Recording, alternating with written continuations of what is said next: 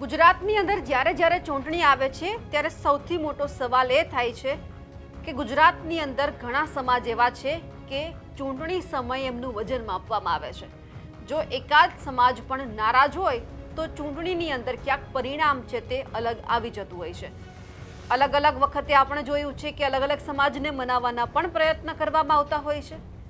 હવે વાત છે ગુજરાતની અંદર 2027ની।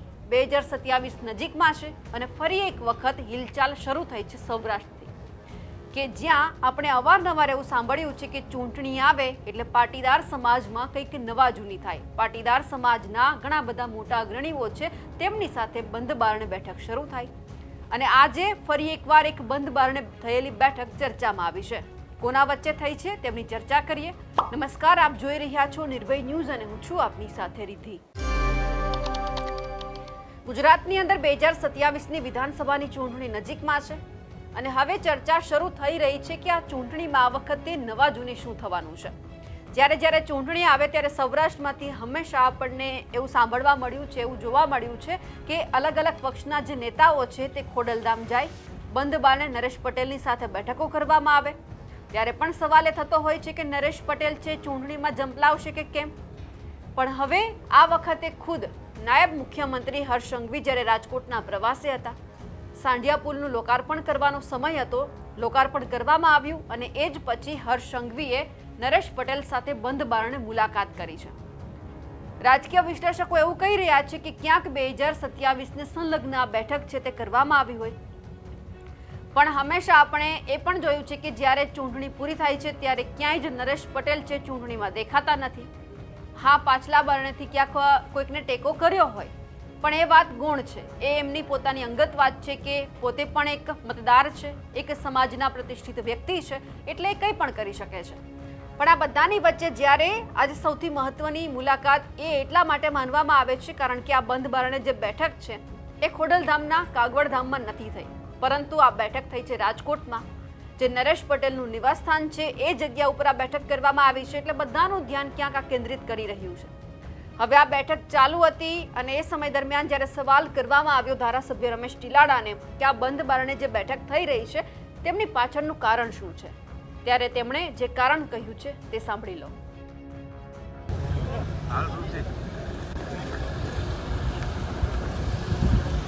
રાજ્યના નાયબ મુખ્યમંત્રી હર્ષ સંઘવી રાજકોટની મુલાકાતે છે અને ખોડલધામ ચેરમેન નરેશભાઈ પટેલ સાથે બસ આગળ ન જતા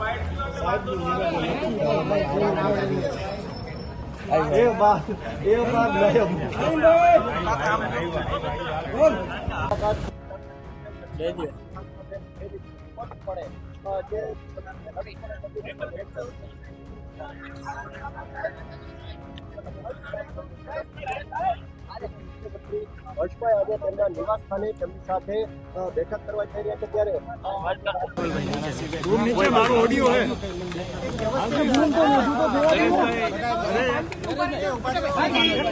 શાંતિથી ઉભા રહી જાઓ ભાઈ, પેલા બધા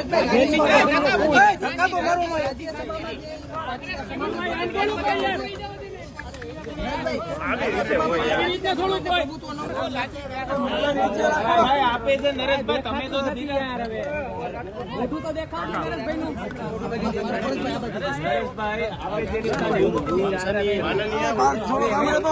આજે શુભેચ્છા મુલાકાત મારી ઘરે આવ્યા, બિલકુલ સામાજિક ચર્ચાઓ થઈ, ધન્યવાદ આપનો। નાસ્તો કરી અને હવે સાહેબ પણ રવાના થયા છે અને અમે પણ નીકળી। સૂચક નિવેદન હતું કે હવે મારે આરામ પછીની આ મુલાકાત છે, એ તો નરેશભાઈનો એનો પોતાનો નિર્ણય છે, એમાં તો આપણે કંઈ એને કોમેન્ટ કરવી વ્યાજબી નથી, પણ મુલાકાતનો કોઈ બીજો એજન્ડા જ નહોતો, ઇમરજન્સી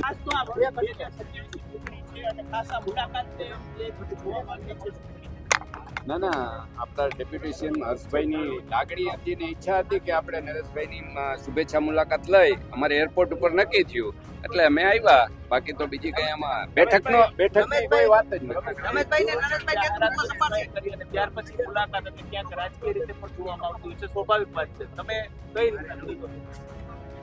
હું રાજકીય રીતે કઈ આને જોતો નથી। નરેશભાઈ થવાના તો એનો પોતાનો નિર્ણય છે અને એને નિર્ણય લીધો હશે એમાં તો આપણે કઈ બીજું કહેવાનું હોતું નથી. નરેશભાઈ રાજકારણમાં પ્રવેશ કરવાની તો ના પાડે છે. રાજકારણમાં સારા લોકો આવે તો સારી જ વાત છે ને. હું પણ એમાં એ જ રીતે આવ્યો છું ને. નરેશભાઈ રાજકારણમાં ન હોવા છતાં તેમની તમામ જે મુલાકાતો હોય ગતિવિધિઓ તે રાજકીય રીતે ક્યાંક ને ક્યાંક જોવાતી હોય છે. આ મુલાકાતને તમે કઈ રીતે જોઈ રહ્યા છો? શુભેચ્છા મુલાકાત ને રાજકીય મુલાકાત કહી જ ન શકાય ને.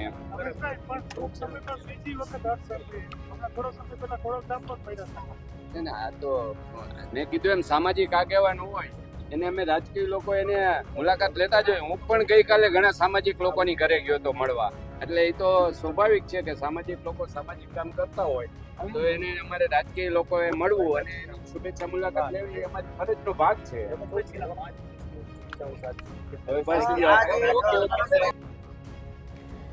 હવે જે હર્ષ સંઘવી અને નરેશ પટેલ વચ્ચે મુલાકાત થઈ છે એમને લગભગ ઘણા બધા લોકો એવું માની રહ્યા છે કે 2027 માટે પણ હોઈ શકે છે, કારણ કે જો તૈયારી અત્યારથી કરવામાં આવે તો પછી ક્યાંક આશા નહીં રહે. કારણ કે સૌરાષ્ટ્રની અંદર પાટીદાર સમાજ ખૂબ મોટો છે.